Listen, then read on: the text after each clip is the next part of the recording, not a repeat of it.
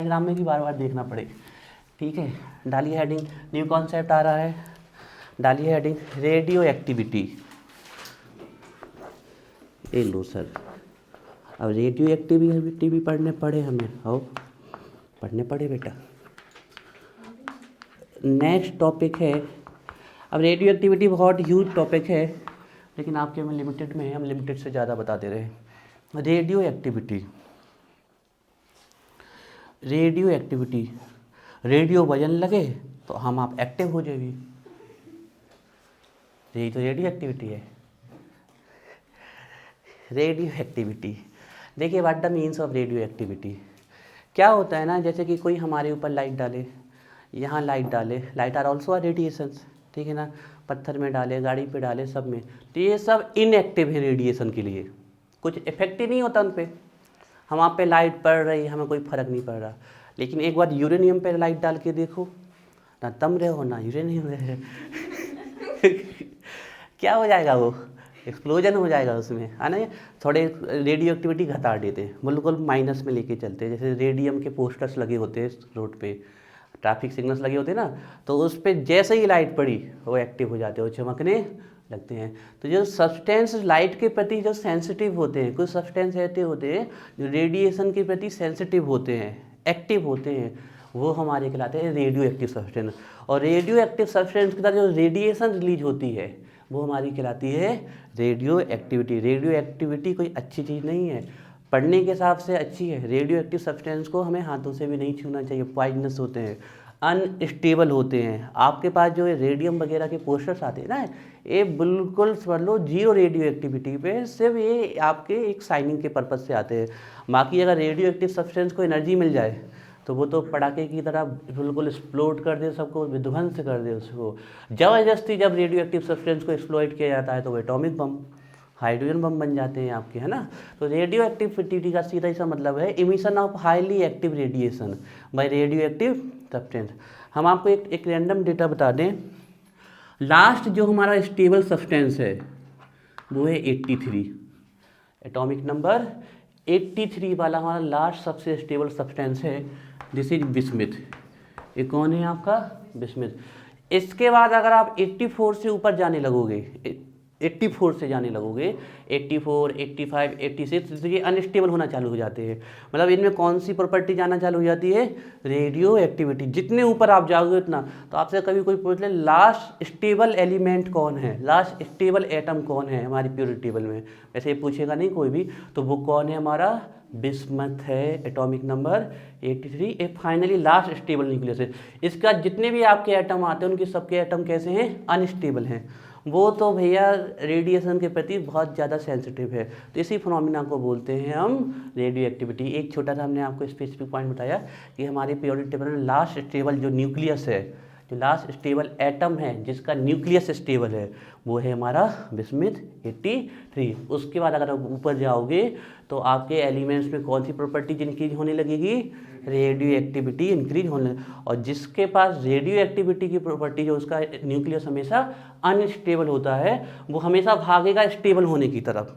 और जब वो स्टेबल होने के लिए अच्छा, केमिस्ट्री में एक नारा है, जितनी ज़्यादा एनर्जी उतनी कम स्टेबिलिटी। ये केमिस्ट्री हमेशा याद रखना। कोई चीज़ अनस्टेबल है तो केमिस्ट्री में उसका मतलब यही, उसके पास कौन सी चीज़ ज़्यादा है? एनर्जी ज़्यादा है। रिएक्शन हो रही तो इसका मतलब इसीलिए हो रही कि उस तरफ जब रिएक्शन जा रही होगी तो उसको स्टेबिलिटी मिल रही होगी, मतलब उसकी एनर्जी में लॉस हो रहा होगा। अरे अगर वो यहाँ रिएक्शन पड़ी हो, इस तरफ जाने पर उसको और एनर्जी मिल रही है तो वो अनस्टेबिलिटी की तरफ जा रही है, वो रिएक्शन स्टेबल नहीं होगी।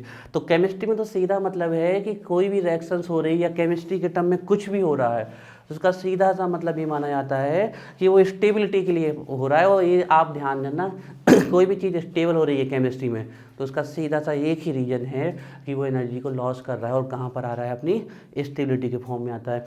तो क्या होता है, जब ये जो रेडियो एक्टिव सब्सटेंस होते हैं ये अपने न्यूक्लियस को स्टेबल करने की कोशिश करते हैं, तो एक एलिमेंट दूसरे एलिमेंट में चेंज होता है, और उसी बीच में इलेक्ट्रोमैग्नेटिक रेडिएशन का क्या कर देते हैं? लॉस कर देते हैं, गामा रेडिएशन का लॉस कर देते हैं आपका ये, है ना। तो उनकी एनर्जी क्या होती है? निकलती है, और उनका जो अनस्टेबल न्यूक्लियस है वो किस में चला जाता है? स्टेबल। जैसे कि हम बात कर लें कार्बन 614, आप जानते हो कार्बन 612, है ना, जो कि स्टेबल है। लेकिन ये कार्बन 614 एक रेडियो एक्टिव एलिमेंट है आपका, जो एग्जिस्ट करता ही नहीं। क्यों? क्योंकि ये अनस्टेबल है, तो ये भाग के कहाँ जाता है? स्टेबल न्यूक्लियस में, नाइट्रोजन 714 इसमें जाता है वो। तो ये तो अनस्टेबल है, इसको आप जानते ही नहीं, आप 612 को जानते हैं ना, और इसको तो जानते हो नाइट्रोजन 714।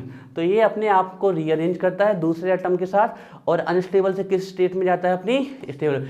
और इसी बीच में ये इलेक्ट्रोमैग्नेटिक रेडिएशंस को इमिट कर देता है, मतलब एनर्जी का क्या कर देता है? लॉस कर देता है आपका।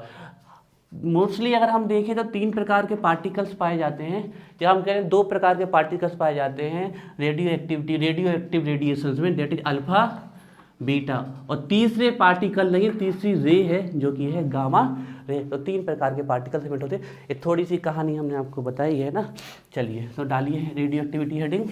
कॉन्सेप्ट देखो किस किसने दिया था ये, है ना। 3 साइंटिस्ट इस कॉन्सेप्ट के पीछे, ओवरऑल हम बता दें। एक है आपके हेनरी बैकरल, दूसरे हैं रदरफोर्ड, एंड थर्ड वर्ड है विल हार्ड, है ना। तो लिख लेते हैं। The concept is proposed by the concept is proposed by the concept is given by the concept is proposed by the concept is proposed by, जो लिखना चाहें आप, आपकी इच्छा है, जो अच्छा लगता हो आपको। the concept is proposed by Henry Becquerel VECQUEREL, Henry Becquerel. The concept is given by Henry Becquerel, BECQUEREL, Henry Becquerel, comma लगाइए, रदरफोर्ड मतलब रदरफोर्ड बॉडी ले सकते हो, एंड विल हार्ड।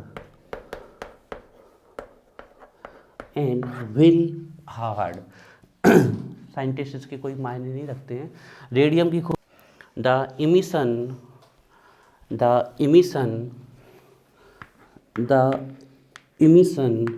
इमिशन का मतलब समझ रहे हो?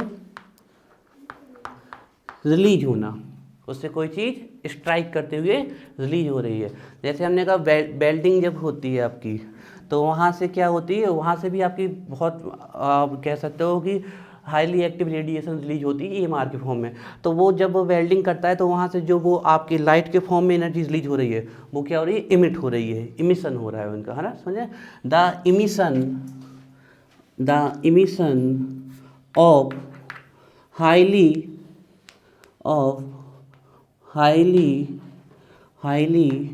Active radiations,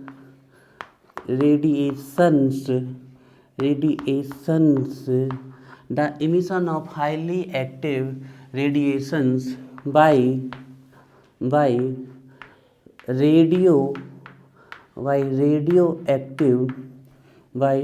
radioactive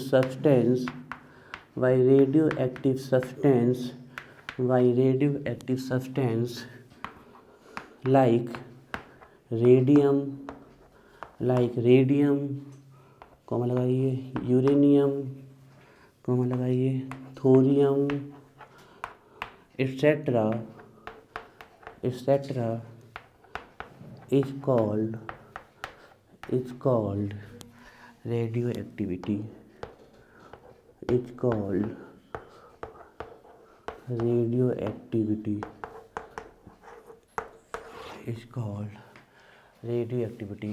The emission of highly active radiations by radioactive substance like radium, uranium, thorium और भी है, called radioactivity। आ रही बात समझ में? ठीक है ना। ये तो होगी डेफिनेशन के बारे में। अब हमें 3 चीज़ों के बारे में पता होना चाहिए। यहाँ से आपसे पूछ ले कोई अल्फा पार्टिकल क्या होते हैं, तो अभी हमें अल्फा पार्टिकल पता नहीं है क्या होते हैं। हीलियम का न्यूक्लियस होते हैं। बीटा क्या होते हैं और गामा क्या होते हैं। एक्चुअली में अल्फा और बीटा तो पार्टिकल्स होते हैं, हालांकि ये भी रेडिएशन के फॉर्म में निकलते हैं, ड्यूल नेचर होता है इनका भी, ठीक है ना, लेकिन गामा सिर्फ रे होती हैं, वो कोई पार्टिकल्स नहीं होते हैं। ध्यान रखिए, लिखिए इसे नीचे से। ड्यूरिंग हाँ लाइन चेंज करके लिख लो। During radioactive decay,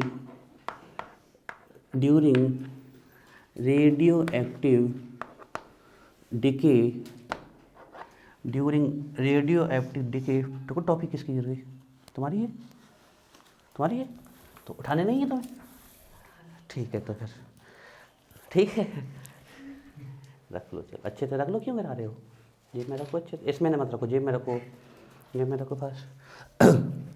during radioactive decay alpha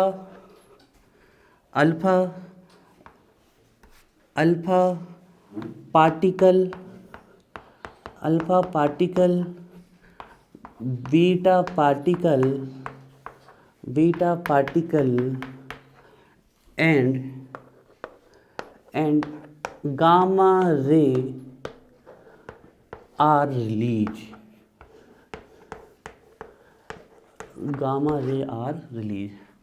during radioactive decay, जब कोई सब्सटेंस टूटता है अपनी रेडिएशन में तो क्या निकलता है? अल्फा बीटा पार्टिकल निकलते हैं एंड गामा क्या निकलती हैं? रेडिएशंस निकलती हैं। ठीक है, तो चलिए अब इनके बारे में स्टडी करते हैं। देखिए यहाँ से भी आपके क्वेश्चन आ जाते हैं, कई बार पता होना चाहिए। तो सबसे पहले हम डालते हैं हेडिंग आपकी अल्फा पार्टिकल। अच्छा, ये थोड़ा इनका एक्सपेरिमेंट का डायग्राम बना ले। देखिए ये यहाँ पर लगा दी फोटोग्राफिक प्लेट, इसमें कोटिंग कर दी किसकी? पता होगा आप लोगों को, जिंक सल्फाइड की। इसकी खास की बात यह क्या है, ये फ्लोरोसेंस को प्रोड्यूस करती है। ठीक है, इस तरफ रख दिया हमने, एक मतलब फोटोग्राफी प्लेट है, इसके साइड रखा है नेगेटिव इलेक्ट्रोड और यहाँ पर क्या रखा हुआ है? पॉजिटिव इलेक्ट्रोड रखा हुआ है। ठीक है ना, और इसके सामने हमने क्या किया, एक रेडियो एक्टिव सब्सटेंस को रख दिया जो रेडियो एक्टिव है, मतलब रेडिएशन के प्रति क्या है? सेंसिटिव है ना। एक रेडियो एक्टिव सब्सटेंस को हमने यहाँ पर रख दिया और इसको लेड के बॉक्स में रखा, क्योंकि इतनी हाई एनर्जी की रेडिएशन रिलीज करता है ये कि उसके आसपास जो होगा उसको डिस्ट्रॉय कर देगा, गला देगा। तो इसकी एनर्जी कहीं आसपास नहीं हो, इसलिए वेरी थिक लेड का बॉक्स होता है जिसकी एनर्जी वो कंज्यूम करके रखता है, कंजर्व करके रखता है। उस बॉक्स में इसको रख दिया हमने, है ना। तो ये है लेड बॉक्स, ये है लेड का बॉक्स और ये है आपका रेडियो एक्टिव सब्सटेंस। ठीक है,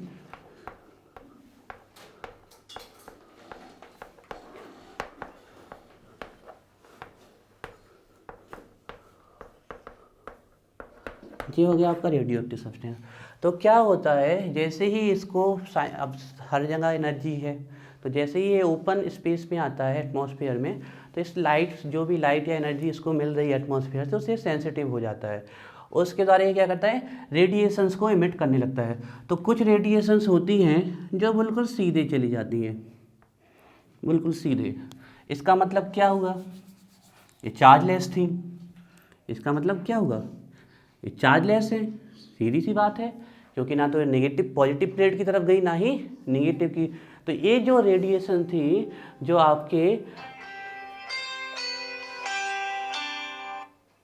हेलो, हाँ भैया जी, नगर पालिका से बोल रहे हैं, हम जो कह रहे हैं, हाँ, होल करवाने तो होल करवा लूँ फिर टैंक के ऊपर, फिर मशीन को डेढ़ के अपन देख ले रहे, अगर मशीन बच जाए तो काम हो जाए।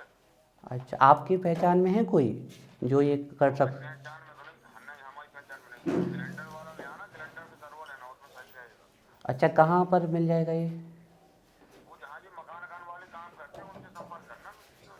ठीक है, तो आज हम इसको करवा लेंगे और फिर आपको इसी नंबर पे फ़ोन कर देंगे हम। अभी बताना हमको आप 9 बजे तक, कहा है कि मशीन अभी निकल रहा है, तो फिर कहा रोज रोज मशीन नहीं निकलती।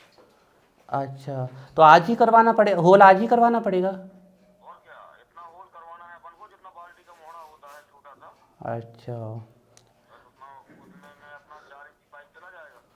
ठीक है भैया, ठीक, एक साइड कोने में कहीं भी। ठीक, ठीक। आगे से नहीं हो पाएगा भैया, आप कल देख कर गए थे। जरा जो आगे से पाइप डला उससे नहीं हो पाएगा? नहीं नहीं, उससे नहीं हो पाएगा, वो बहुत लंबा पाइप पड़ा है ना उसमें। अच्छा, अगर हो जाता तो आप कर देते। नहीं नहीं नहीं अच्छा। नहीं, वो तो 4-5 फुट तक का होता तो हो जाता उसमें। अच्छा जब ठीक वही है। है फिर। ठीक है, फिर अभी हम जाते हैं, फिर करते हैं। हाँ, सिलेंडर वाले को आप पता कर लीजिए, तो इस कोने में कहीं भी करवा लेना, तो उसमें आसानी से हो जाएगा। ठीक है भैया, ठीक। जब होल हो जाए तो उसमें बोरा वोरा डाल देना। ठीक ठीक ठीक। ठीक है भैया, नमस्ते। तो क्या हुआ, रेडियो एक्टिव सब्सटेंस रेडिएशंस को और पार्टिकल्स को इमिट कर रहा है। तो कुछ बिल्कुल जो जेडनेस की प्लेट पे पता चल जाएगा हमें कहाँ फ्लोरोसेंस आ रहा है। तो कुछ जो स्ट्राइक हुई बिल्कुल इन फ्रंट ऑफ आपका जो रेडियो एक्टिव सब्सटेंस था उसके सामने की तरफ हुई। मतलब ना तो ये डिफ्लेक्ट हुई है पॉजिटिव प्लेट की तरफ, ना ही ये नेगेटिव की तरफ। मतलब ये कैसे थे, चार्जलेस। और ये थी आपकी गामा रेज। तो आज की बात ध्यान रखना, गामा रेज कैसी होती हैं, चार्जलेस होती हैं, ध्यान रखिएगा ये। और ये एक प्रकार के फोटोन ही होते हैं, इलेक्ट्रोमैग्नेटिक रेडिएशन से होती है। दूसरे वो थे जो आपके नेगेटिव प्लेट की तरफ गए। किसकी तरफ गए, नेगेटिव। जो नेगेटिव की तरफ जा रहा है उसमें सेल्फ कौन सा चार्ज होगा, पॉजिटिव होगा। ये होते हैं आपके अल्फा पार्टिकल। ये कौन से पार्टिकल थे, अल्फा। लेकिन जो आपके थर्ड वन थे, जो आपके पॉजिटिव प्लेट की तरफ गए, जो थर्ड वन थे, ये देखा गया कि उनका डिफ्लेक्शन आपके अल्फा पार्टिकल से ज़्यादा हुआ। मतलब इनमें जो डिफ्लेक्शन था स्मॉल था, नेगेटिव, लेकिन इनका डिफ्लेक्शन कैसा है, ज़्यादा हो रहा है। तो आप ये बताइए, इनका डिफ्लेक्शन ज़्यादा हो रहा है, उनका डिफ्लेक्शन कम हो रहा है, तो मास किसका ज़्यादा हुआ। इनका डिफ्लेक्शन कम हो रहा है, इनका डिफ्लेक्शन ज़्यादा हो रहा है, तो मास किसका कम हुआ। जिसका डिफ्लेक्शन ज़्यादा हो रहा है उसका मास क्या हुआ, कम हुआ। तो बीटा पार्टिकल्स आपके हम कह सकते हैं कि लेसर हैवी होते हैं कंपेयर टू अल्फा पार्टिकल। अभी हम बताएंगे कि अल्फा बीटा पार्टिकल होता है। तो ये कौन से पार्टिकल थे हमारे, बीटा पार्टिकल। साइड में जल्दी से बना लीजिए इसको।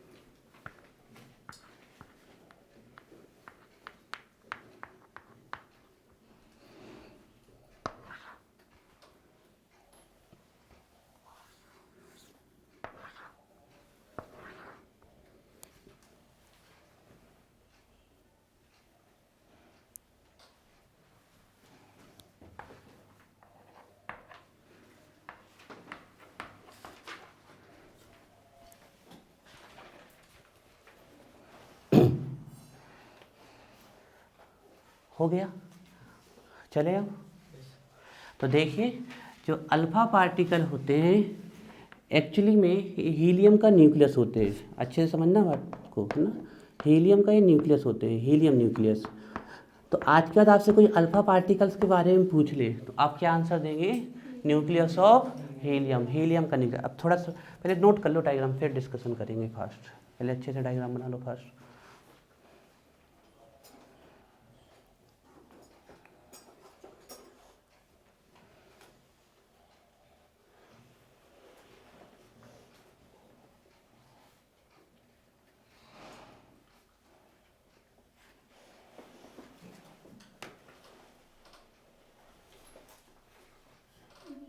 नेगेटिव की तरफ डिफ्लेक्ट हो रहा है अल्फा पार्टिकल, तो अल्फा पार्टिकल में पॉजिटिव चार्ज आ जाएगा और बीटा पे नेगेटिव।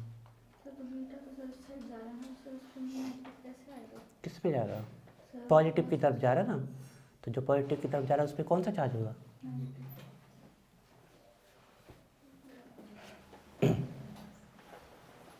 हो गया।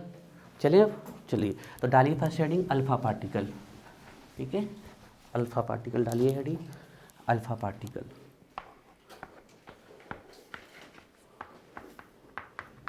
अल्फा पार्टिकल ध्यान रखिएगा, जो हीलियम न्यूक्लियस होता है, न्यूक्लियस ऑफ हीलियम, उसी को हम क्या कहते हैं, अल्फा पार्टिकल। अब ध्यान से देखिएगा, हीलियम का एटॉमिक नंबर क्या होता है 2 एंड मास नंबर क्या होता है 4, है ना।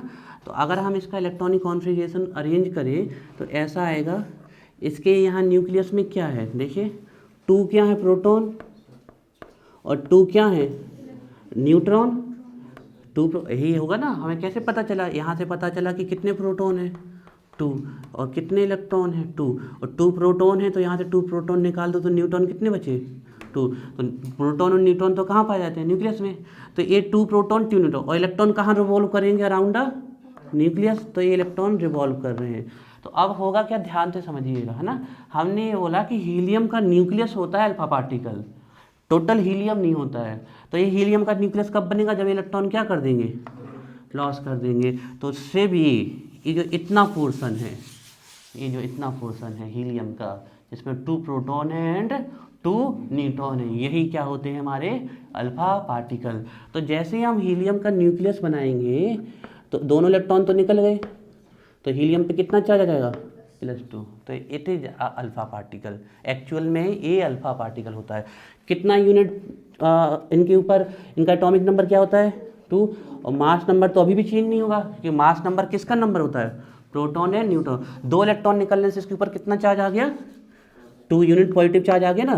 तो ये एक्चुअली में राइट सिंबल तो अल्फा पार्टिकल का ये है, लेकिन आप अगर अपनी बुक्स वगैरह में देखोगे तो ऐसा भी लिखा मिल जाता है 2 4, लेकिन एक्चुअल सिंबल अल्फा पार्टिकल का क्या है, ए है। इससे साफ पता चल रहा है कि अल्फा पार्टिकल के पास सिर्फ 2 प्रोटॉन हैं एंड 2 न्यूट्रॉन, और दोनों इलेक्ट्रॉन वो क्या कर चुके हैं, लॉस कर चुके हैं। आ रही बात समझ में, चलिए इस बनाते चलिए, अब बैठा नहीं है, साथ में करते चलिए काम, है ना। तो दिस इज अल्फा पार्टिकल, ये अल्फा पार्टिकल्स होता है। तो अल्फा पार्टिकल के ऊपर अगर हम चार्ज की बात कर लें, चार्ज की बात कर लें तो कितना होता है 2 यूनिट। 2 यूनिट कौन सा चार्ज है, पॉजिटिव चार्ज। और अगर आप 2 यूनिट की वैल्यू भी बताना चाहते हो तो 2 से मल्टीप्लाई कर दो, किसको 1.6022 10⁻19 कूलम। एक प्रोटॉन पे कितना चार्ज होता है 1.6022 10⁻19, तो 2 यूनिट पॉजिटिव चार्ज होता है इसके ऊपर, है ना। और अगर हम इसके मास की बात कर लें तो कितना है 4 यूनिट, है ना 4। और अगर हम एटॉमिक मास के टर्म में, क्योंकि हमने हीलियम का न्यूक्लियस किया है, तो 4 AMU। कितना मास है इसके पास 4 AMU। एक्चुअल मास चाहिए तो 4 को किससे मल्टीप्लाई कर देंगे 1.67 10⁻24 ग्राम। AMU की वैल्यू यही होती है ना, सबको पिछला कॉन्सेप्ट याद है ना। अगर हमें एक्चुअल मास चाहिए तो 4 को किससे मल्टीप्लाई करना पड़ेगा AMU की वैल्यू से। तो चार्ज, अगर आज के बाद आपसे कोई अल्फा पार्टिकल पूछ ले तो बोलना है the nucleus of helium is alpha particle carry 2 unit positive charge and 4 AMU मास। आ रही बात समझ में, दिस इज अल्फा पार्टिकल्स, ध्यान रखिएगा। इसकी अगर हम वेलोसिटी देख लें, हैवी है ये तो, है ना। इसकी अगर हम वेलोसिटी देख लें तो इतनी अच्छी तो नहीं होगी, ये 4 यूनिट मास कैरी कर रहा है, अच्छा खासा हैवी पार्टिकल्स है आपका, है ना। तो 4 यूनिट मास कैरी कर रहा है, तो जो हमारी लाइट की वेलोसिटी होती है वो कितनी होती है 3 × 10⁸ मीटर पर सेकेंड। या हम ये भी बोल सकते हैं 3 लाख आपके 1 2 3 4 3 लाख किलोमीटर पर सेकेंड। सही है रिलेशन, 3 लाख किलोमीटर पर सेकेंड भी बोल सकते हैं इसको, 3 × 10⁸ मीटर पर सेकेंड या 3 लाख किलोमीटर पर सेकेंड। क्यों ऐसे बोल सकते हैं हम इसको ऐसा लिख सकते थे 10⁵ × 10⁻3। तो ये जो 10⁻3 होती है इसको तो हम क्या बोलते हैं, तो ये किलो बोलते हैं ओनली, किलोमीटर नहीं बेटा, सिर्फ क्या बोलते हैं किलो। तो 10⁻3 की जगह हमने क्या रख दिया किलो, तो ये बन गया किलोमीटर। और ये 10⁵ का मतलब क्या लाख, 3 × 10⁵ क्या, ये लाख बन जाएगा आपका। तो ये कितना बन गया 3 लाख किलोमीटर पर सेकेंड। ये किसकी वेलोसिटी होती है, सभी लाइट की, और सभी लाइट्स हमारी क्या हैं EMR, ध्यान रखिए। Cathode rays are the EMR, cathode rays क्या EMR है, नहीं, क्योंकि इलेक्ट्रोमैग्नेटिक रेडिएशन चार्ज लेस होती है और कैथोड पे कौन सा चार्ज होता है, negative. Anode rays are EMR नहीं, क्योंकि वो आपके उन पे पॉजिटिव चार्ज होता है। क्या अल्फा पार्टिकल ईएमआर है? इसके पास भी क्या है, चार्ज है। अल्फा पार्टिकल भी इलेक्ट्रोमैग्नेटिक रेडिएशंस नहीं है, इन पे क्या है, पूछ लिए जाते हैं ऐसे ऑब्जेक्टिव कि alpha particle electromagnetic radiation charge less हैं। ध्यान दें, गामा रेज पे सारा ईएमआर, गामा रे आपकी ईएमआर है, उन पे चार्ज नहीं होता है। हमने यहीं पर इसको लिखा तो तुम लोग सोच रहे हैं हम इसके बारे में लिख रहे हैं। इलेक्ट्रोमैग्नेटिक रेडिएशन की हमने स्पीड बताई है जो चार्ज लेस होती है, सबसे तेज स्पीड से भागती है, तो रिलेशन है इनका कुछ। तो अल्फा पार्टिकल भैया इलेक्ट्रोमैग्नेटिक रेडिएशंस नहीं है, ध्यान रखिएगा। तो इनकी वेलोसिटी देख लें, अगर हम अल्फा पार्टिकल की वेलोसिटी देख लें इनकी हम, तो इनकी वेलोसिटी होती है 1/10 of the velocity of light.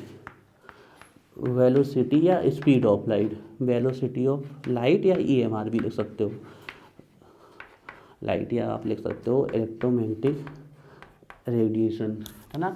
तो कितनी आ जाएगी ये हमारी, 3 × 10⁷ मीटर पर, क्लियर है। अल्फा पार्टिकल की जो वेलोसिटी होगी इतनी आएगी, क्योंकि वेलोसिटी ऑफ ईएमआर कितनी होती है, 3 × 10⁸ मीटर पर सेकेंड। तो यहाँ से एक पावर कैंसिल हो जाएगी, तो ये कितना बच जाएगा, 3 × 10⁷ मीटर पर सेकेंड। ये किसकी वेलोसिटी है, अल्फा पार्टिकल्स की। मतलब इनकी वेलोसिटी लाइट की वेलोसिटी से क्या है, कम है, बहुत कम है ना। सीधे सीधे एक जीरो हटा दिया, एक जीरो में क्या होता है, 10 100 बन जाता बेटा, 100 1000, 1000 10,000, 10,000 लाख, लाख 10 लाख, 10 लाख करोड़, करोड़ 10 करोड़, एक ही जीरो से होता है। इसीलिए तो आप देखना, जब भी कोई चेक पे साइन करता है तो डिजिट लिखने के बाद पॉइंट लगा के 0 पूरा काटता है कि आगे जगह नहीं छोड़नी चाहिए। कभी भी चेक पे आप रुपीज़ लिखते हो तो उसके बाद आगे बिल्कुल जगह नहीं छोड़ जाती, किसी ने एक 0 बना लिया तो गया फिर वो। आ रही बात समझ में, हो गया, क्लियर है बात। अल्फा पार्टिकल के, हाँ कर लो नोट कर लो। कितनी वेलोसिटी है अल्फा पार्टिकल की, 3 × 10⁷ मीटर पर सेकेंड है ना। और उनकी अच्छा मतलब इसका हुआ 30,000 किलोमीटर पर सेकेंड, 30,000 हुआ ना, 30,000। और लाइट की वेलोसिटी कितनी हुई, 3 लाख किलोमीटर पर सेकेंड। आ रहा है रिलेशन समझ में कि एक्सप्लेन करें। ये वाली 3 × 10⁸ को हम बोल सकते हैं 3 लाख किलोमीटर पर सेकेंड, बोल सकते हैं ना। 3 × 10⁵ × 10⁻3, तो ये क्या हो गए किलोमीटर, और ये क्या बन गया 3 लाख। तो कितनी होती है, और इसमें जाओगे तो आप करोगे, जब इसकी स्पीड जाओगे तो क्या करोगे, 3 × 10⁴ 10⁻3, तो ये कितना होगा 30,000, और ये क्या बन गया किलो। बहुत फर्क है भैया, एक 3 लाख जा रहा है, एक 30,000 किलोमीटर जा रहा।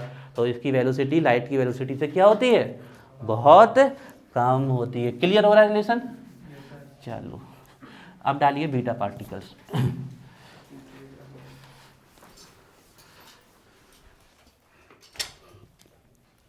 बीटा पार्टिकल,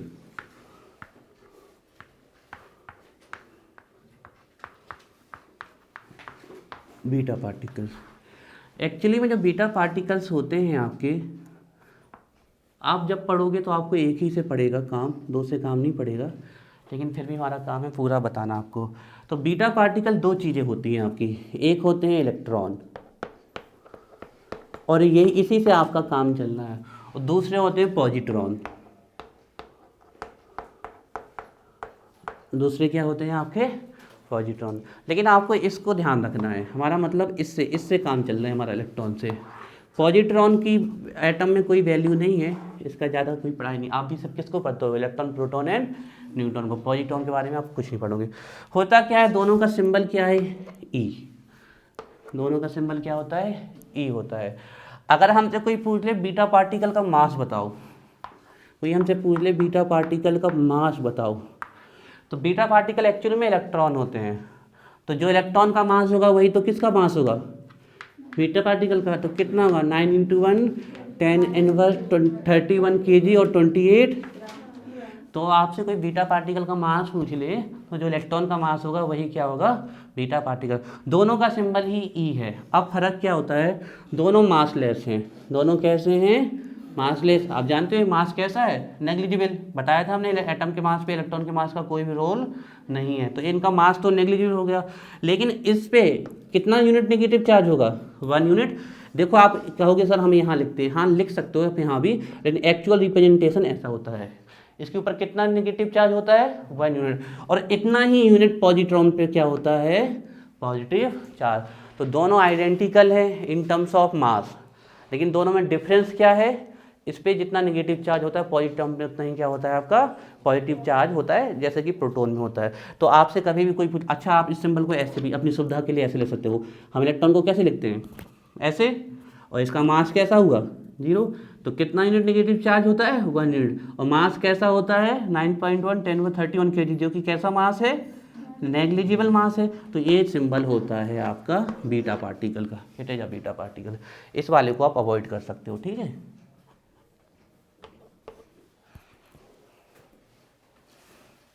सिंबल समझ में आ रहे हैं, क्लियर है। ये जो है क्या बता रहा है कि इसके ऊपर कितना नेगेटिव चार्ज होता है, -1, और 0 क्या शो कर रहा है, ए मास लेस है, मास लेस है, ध्यान रखिएगा। ये होते हैं आपके बीटा पार्टिकल।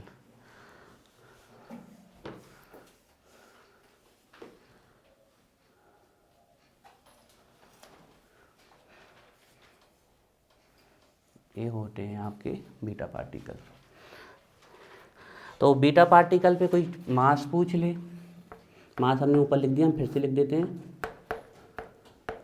मास तो आप क्या बोलोगे, नेग्लिजिबल, दैट इज 9.1 10⁻31 kg, है ना।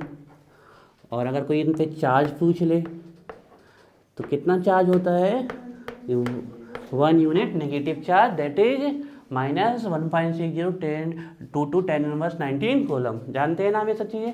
तो इनके ऊपर होता है 1 यूनिट नेगेटिव चार्ज।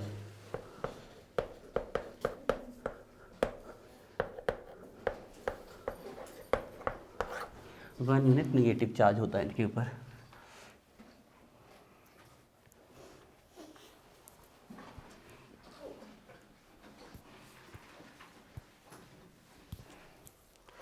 अब इनकी वेलोसिटी देख लो, बताओ अल्फा पार्टिकल से ज़्यादा आएगी इनकी वेलोसिटी की कम आएगी,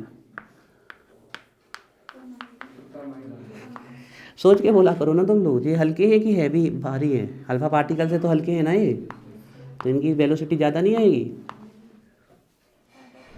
ये तो लाइटर है ना, अल्फा पार्टिकल से कैसे लाइट है।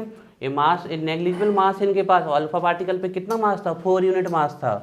तो अल्फा पार्टिकल कैसे हुए, हैवी हुए, और बीटा पार्टिकल कैसे हुए आपके, लाइट हुए, लाइटर हुए कंपेयर टू अल्फा। तो जो हल्का है उसकी स्पीड कैसी होगी, ज़्यादा, तो इनकी वेलोसिटी ज़्यादा होगी अल्फा पार्टिकल, उसकी 30,000 किलोमीटर पर सेकेंड होती है। और लाइट की कितनी होती है, 3 लाख किलोमीटर पर सेकेंड होती है, इनकी होती है 2 लाख किलोमीटर पर सेकेंड। बता दो कितनी पावर आएगी, 2 × 10⁸ मीटर पर सेकेंड। ये है बीटा पार्टिकल्स की वेलोसिटी। सीधे सीधे 1 लाख किलोमीटर स्पीड कम गई इनकी, है ना। वो 3 लाख थे, 2 लाख हो गए। क्लियर, किसकी, हाँ तो अल्फा से, वही तो हम कह रहे हैं अल्फा से ज़्यादा होगी। आप ही लोग तो कह रहे थे कि नहीं हुई, हम तो खुद कह रहे हैं कि अल्फा से ज़्यादा होगी, क्योंकि ये कैसे है, मास नेग्लिजिबल मास है, मास। ये यहाँ पर 2 × 10⁸ मीटर पर सेकेंड, 2 × 10⁸ मीटर पर सेकेंड, 2 × 10⁸ मीटर पर सेकेंड हो गया। चलिए डालिए नेक्स्ट, गामा रेज।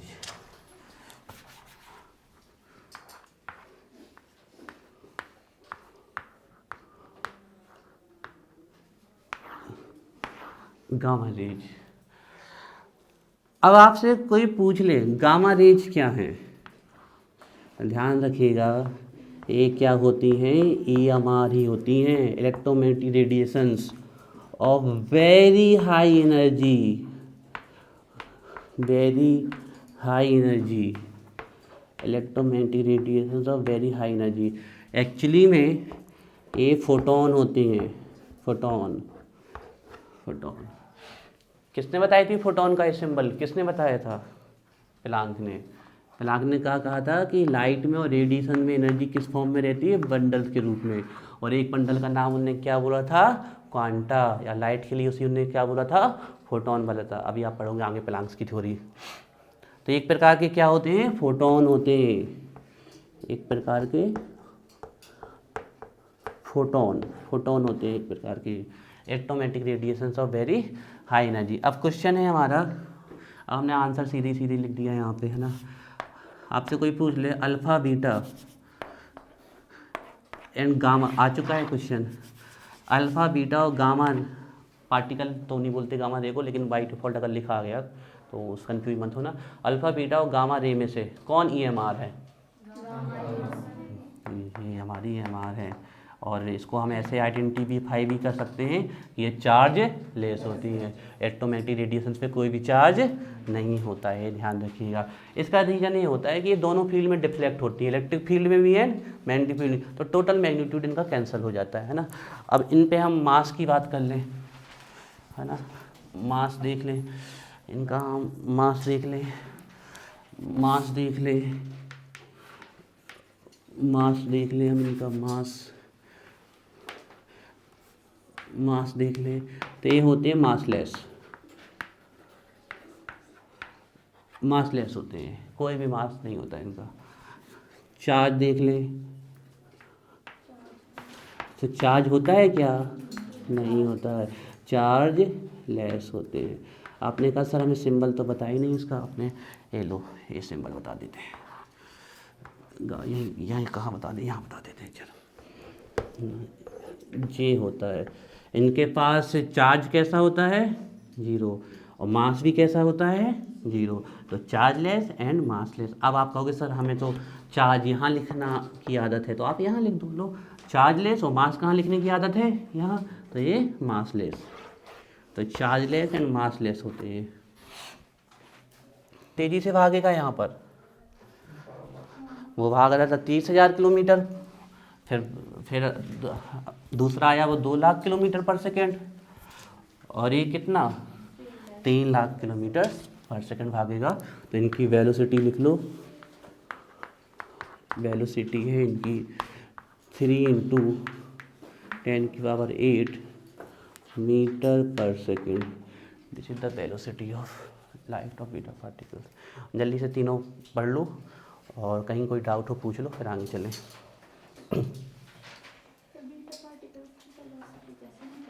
हाँ, अब ये तो एक्सपेरिमेंटल है ना, इनको हम आपके लिए निकालना संभव नहीं है, साइंटिफिक मेथड से निकाला गया है इनको। ये इसके लिए क्या होता है ना, किसी की स्पीड निकालने के लिए 2 पर्टिकुलर पॉइंट के बीच का टाइम दिखा जाता है, और इलेक्ट्रॉन तो दिखते नहीं है, तो इनमें ऐसे पार्टिकल, ऐसी रेडिएशन डाली जाती है जो इन इलेक्ट्रॉन इनको रिपल कर दे। तो पर्टिकुलर कई एक्सपेरिमेंट का 2 पॉइंट के बीच में जो समय लगा, उस समय और डिस्टेंस को वो कैलकुलेट कर लेते और वेलोसिटी पता चलती है। हालांकि ये सिर्फ एक्सपेरिमेंटल ही है, इसको हमें याद ही करना पड़ेगा।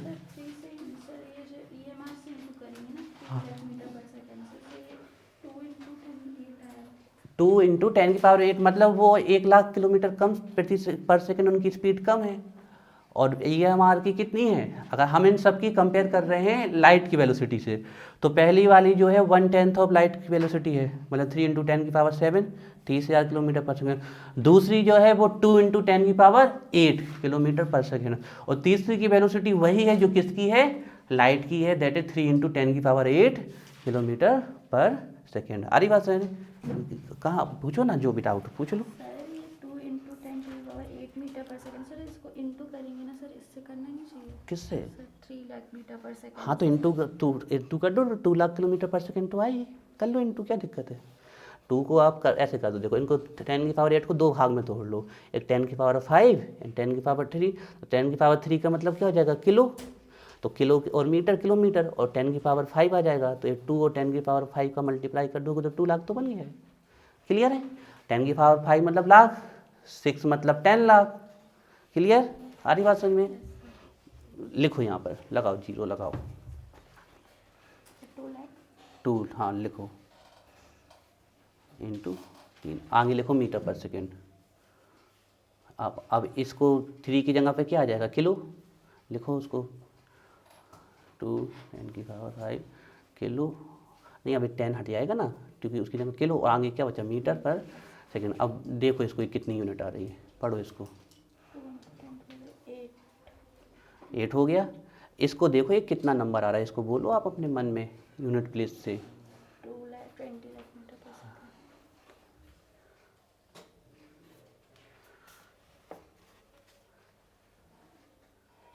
सेकंड। यहाँ लिखो 2, लगाओ इसके आगे 5 0।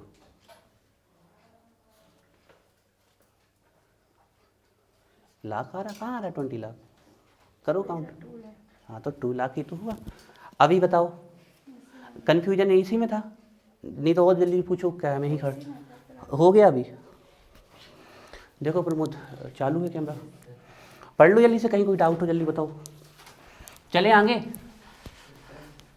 चलो फिर आगे चलते हैं। अब थोड़ा सा हमें ऑर्डर लिखने हैं, है ना, अल्फा बीटा और गामा पार्टिकल्स के ऑर्डर लिखने हैं हमें।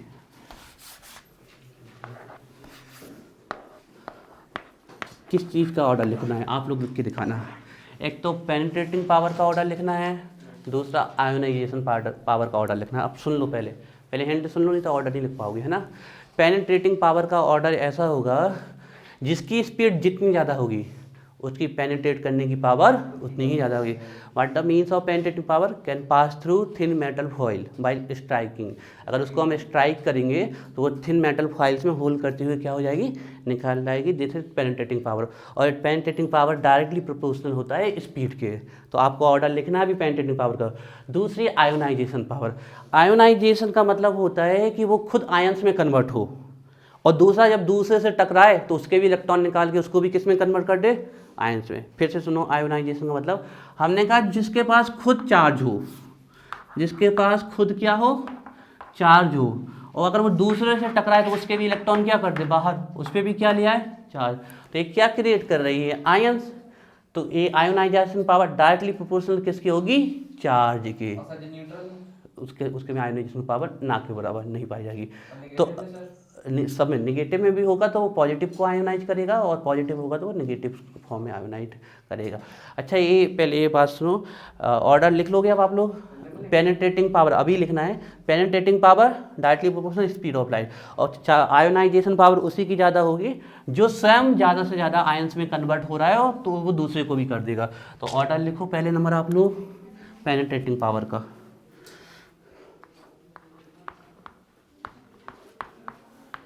तो लोगों को गर्मी नहीं लग रही, हमें तो थोड़ी थोड़ी सी लग रही है। हाँ स्वेटर वेटर निकल आई, सुबह टाइम तो थी एक्चुअली में, आप कह रहे हो अगर बाहर जाओ एनवायरनमेंट में तो ठंड लगती है। तो निकलते हैं बेटा, पता है हमें। पेनिट्रेटिंग पावर का लिखना है एंड आयोनाइजेशन पावर का। आ जाना तुम कल दौड़ लगाने, साथ में चलेंगे, ठीक है।